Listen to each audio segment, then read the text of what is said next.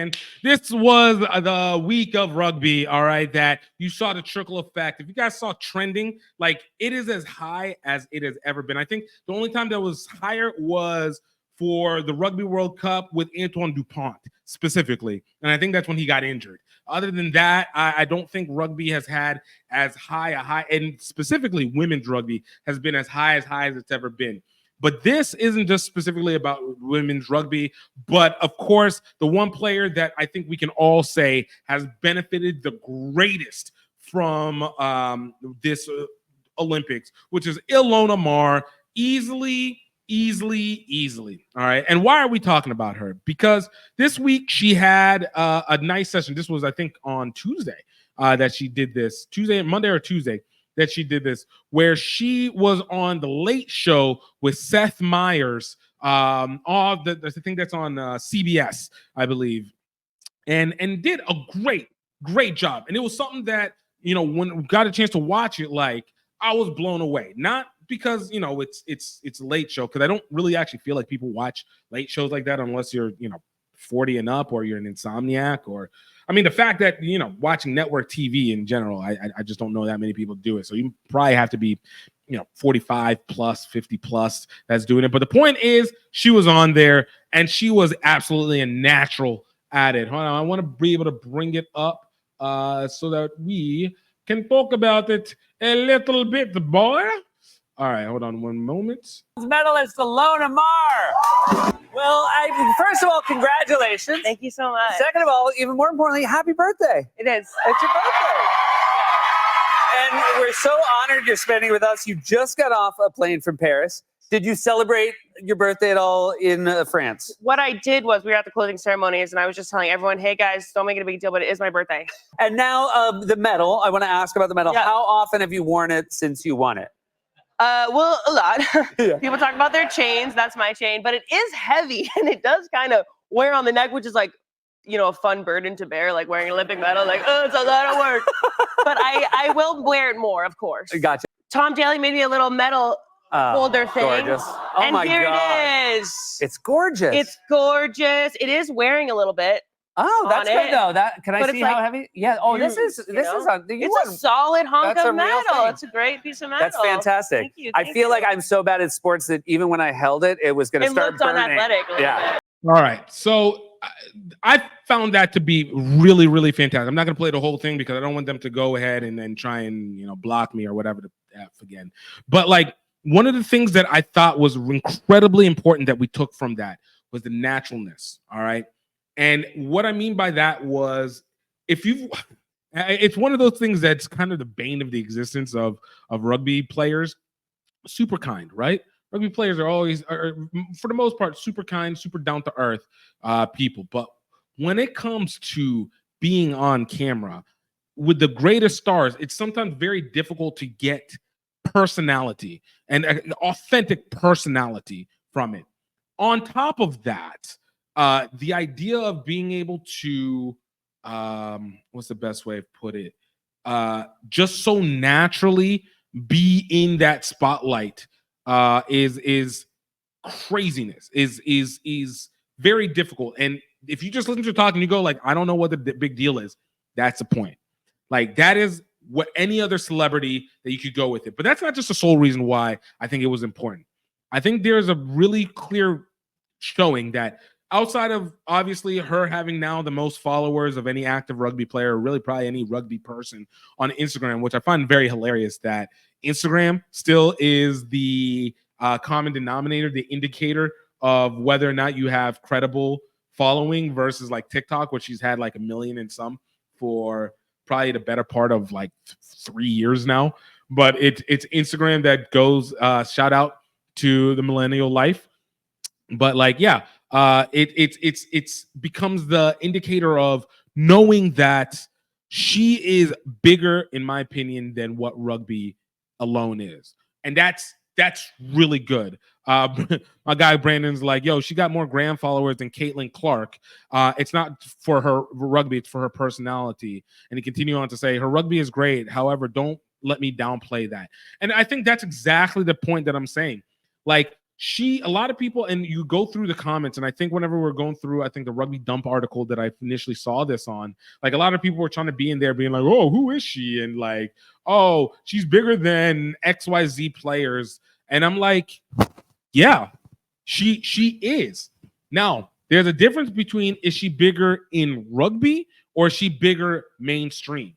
And I think in rugby, no, she's not the biggest. Again, most followers, but I think Antoine Dupont technically has that element right there. And there might be a few others that are in there that play in Europe and play for New Zealand and technically have bigger rugby names. But I don't consider her to be a rugby player that's popular. I consider her to be a high status person, high visual status person who happens to play rugby. And there's a difference on that one, a huge difference. And that is something that the rugby community now has never had before. You can't even say like since Jonah Lomu. Jonah Lomu never had this kind of status. There's never been a rugby player ever that has been active, has been mainstream, and has the global attention that she has. And obviously this has almost been consistently by Ilona's own doing whenever she started back in 2020 with doing the behind the scenes alongside Cody Melfi. Cody Melfi got injured, unfortunately wasn't able to continue. Ilona continued on, and boom, where he goes. It helped so much that she was able to get a bronze because it puts it on the spotlight. And now the other thing that sticks out, and this one specifically hits for the U.S. rugby community, is why is it important that it's her? Because, of course, we've seen others. Portia Woodman has done it. Obviously, Charlotte Caslick in 2016. And they were able to, formulate and win their championships. And they made an impact on themselves. I talked about this last week. They made an impact in it of themselves. But this isn't the same one. Even with Antoine Dupont, technically, arguably the best rugby player in the world right now, still does not have the same influence. And the reason is that they got the attention of the U.S. media. And a lot of Europeans and South Africans and basically people around the world are going to go, oh my goodness, the U.S. thinks it owns it all. USA people don't think that they're the only ones that matter. And there's a whole big world out there and the honest truth is when it comes to media, we really do matter more. We really do matter significantly more. The reason is because we just do media better. It is within the infrastructure of our society itself. Like we just do media better. And if you get the media engine working behind you here in the US, it hits worldwide so much harder. And Ilona is in that position where she is now touching the machine. And this is no longer like a machine on, oh, she's a bronze medalist. She's a bronze medalist. By technical habits, she should not be that big. She is a bronze medalist. The U.S. doesn't typically embrace third place, but this is different. It's different, and you're seeing it match up with others. I spoke on it earlier in the episode. Ariana Ramsey is kind of getting a spillover, not necessarily directly from Ilona, but because of that attention. We saw a little bit of that kind of happen with Alev Kelter, with her getting engaged to her girlfriend, now fiance, and that being able to be a thing. So you see these elements that come in, but Ilona is the lightning rod on this. She is now the connection between the mainstream world and this. And I say again, it's not based off of highlights, but it helps the fact that she's actually good at what she does. The other factor now being that she also lives in California, like the Chula Vista with the Olympic training facilities where all the sevens players all stay at most of the year is in San Diego, which is, I mean, not a hop and a skip, but it's close to LA. And if you're that close to LA and you have that kind of representation, believe me, people are now looking. And because of the fact that her message has been so consistent, I said that with Ilona, I do truly believe left with Ilona. 4 good years. That's going to the LA 2028 Olympics. If the USA medals again or gets even better, gold or silver, which now is very, very likely because you got so many retirees that retirements that happened after this Olympics. If the U.S. gets gold, Ilona is spotlit in that. I do not believe that she is going to be able to continue to be on the rugby sevens team. Not that she would want to necessarily quit, but I believe that her opportunities are going to be so lucrative and they're going to be so time consuming that there's just no way that she'd be able to give that much time, because rugby equitably cannot provide that same level of attention. But if rugby is able to take advantage of these next 4 years, because obviously for Ilona, she's going to get more she's about to see more brand deals than she has. Obviously, being 2 million plus Instagram followers is going to just already naturally add to her business dealings. But now that she's got mainstream attention, I do believe that she's going to see more things. And I hope that, thank you, Smile 7, man. Smiley Malloy, appreciate you, brother. Appreciate you. Moving forward, like, she's going to get more lucrative deals. Like, she's going to get appearances in stuff. I think I don't expect her to, but would be amazing if she was able to get a spot, or earn it, of course, but earn a spot. And I don't think it would be that difficult, to be honest with you. Earn a spot on the USA Rugby women's 15s team for the 2025 Rugby World Cup. Like, if we could get that bronze medal team to attach onto that, similar to what New Zealand women, the Black Ferns, had been doing for basically the last 10 years, like, that there would be a different level. Yo, my guy Brandon put out the numbers. He said Ilona has 3.7 million followers. So, I mean, she's far surpassed a platform that rugby is able to give a return of value at this point, which is also great because of the fact that it means that there is a platform that can be used for other players. Sometimes you need somebody to break the 3-minute mile to know that you can beat the 3-minute mile.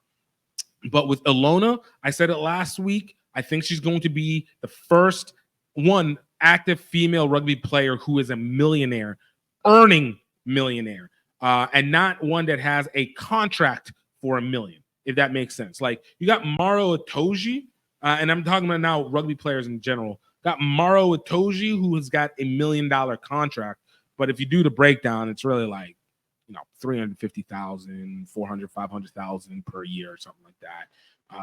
We've had a couple $1 million, but I think hers is going to be superseding that. I will not be surprised if in the next 2 years you see Ilona Maher on a Forbes list earning somewhere between $5 and $7 million per year, at least in earning potential, if you may, because of the fact that she's just brought so much gravitas to it.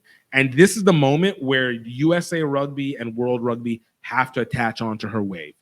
They have to attach onto her wave, because if they don't, you're going to lose it. She is going to bring a different level of attention. And I'm actually going to feel for her a little bit. And it looks like she has a really good family base around to be able to support and protect her. Because if you thought the level of hate that she went through beforehand was going to be heavy, it's going to increase incrementally. But also the amount of love is going to increase incrementally. And if her management does it right, they should see her face in more and more places, not just for body positivity, but seriously as just a face of product because of the name. She's strong, she's capable, she's really, really good. This is a situation where you have to be able to take advantage of it. You have to take advantage of it, and that's the natural progression of it. You have to take advantage of it. So I put a lot of weight on USA Rugby and World Rugby to not exploit her to the extent of trying to wear her thin, that she's not able to produce on the field and have a moment, but to make sure that they are providing a connection piece where her stardom becomes an asset for them. Use her to be able to build sponsorship. Use her to be able to build attention. Use her to be able to build television. More importantly, use her to be able to build other rugby players to be able to fill that spot, so you don't put sole weight on one person. Obviously, like I said, we've seen it with Ariana Ramsey. Jazz Gray, who didn't play in this year's Olympics, has a great social media find a way to utilize that. Obviously, Charlotte Caslick and has been doing great on her own. But again, hasn't been able to bring the gravitas because Australia just doesn't have the leverage media-wise to impact the rest of the world, nor do they have the population. But like, what is that gravitas that you can bring? That you can bring that much more attention to it, and especially with the Women's Rugby World Cup, like they should really like throw the bag at Ilona to be able to get her on there and make sure that she is playing, because if she's there, that tournament will get true eyes on it, true bloody eyes on it. So if you got 200,000, throw it at her. Throw it at her and be like, please, I know you want your rest, but get your body up and running. Let's see what we can do and do that. To the point, like Brendan Davis said, Michelle Kang, exactly, who is the owner of the Washington Spirits and a slew of other sports teams in Washington, D.C. Because somebody tried to tell me, no, she's not a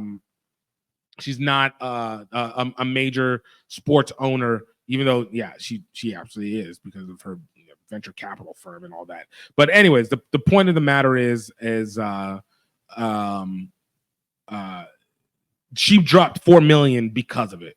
She dropped $4 million on the USA women's side because of it. That's what you do. That's why you create stars. That's why you create stars. It makes it easy for casuals to go. So if you are a person who's a rugby purist and says, hey, we need to be able to keep things, in a certain specific way, hey, I'm telling you that, no. Rugby sevens, it matters. Rugby 15s, it matters. But you need to make the stars in them so that we can continue to fund them and be able to bring real players, real attention, and hence the value proposition of them keeps increasing. And hence we don't have to keep losing people to other sports to be able to find their same value proposition for equal to maybe slightly lesser work. They're the wheat flour that you can eat. My name is GiftTime in Baylor. I'm here with Health Enhanced Foods. And I want to tell you about one of our best and most beloved products, our sweet white wheat baking mix. Now, this is the baking mix for those who are not really looking for something that's gluten-free, but they are looking for something that they can eat that is going to still be healthy and is not going to be dangerous. White flour is typically a very processed, incredibly bleached flour, and it's not good for you. It's incredibly cheap for a reason. Our sweet white wheat bread mix is whole grain, dairy-free, high in dietary fiber, free of additives, and is absolutely unprocessed and unrefined. With our sweet white wheat bread mix, you can feel like you're getting all the same rewards that you would get from poor white bread, but with all the nutritional value. You're able to still make your bread loaves or your cakes, your flat bread or your cookies, but you don't have to feel like you are going to be robbing yourself of good carbohydrates. You can get the sweet white wheat bread mix from healthenhancedfoods.com.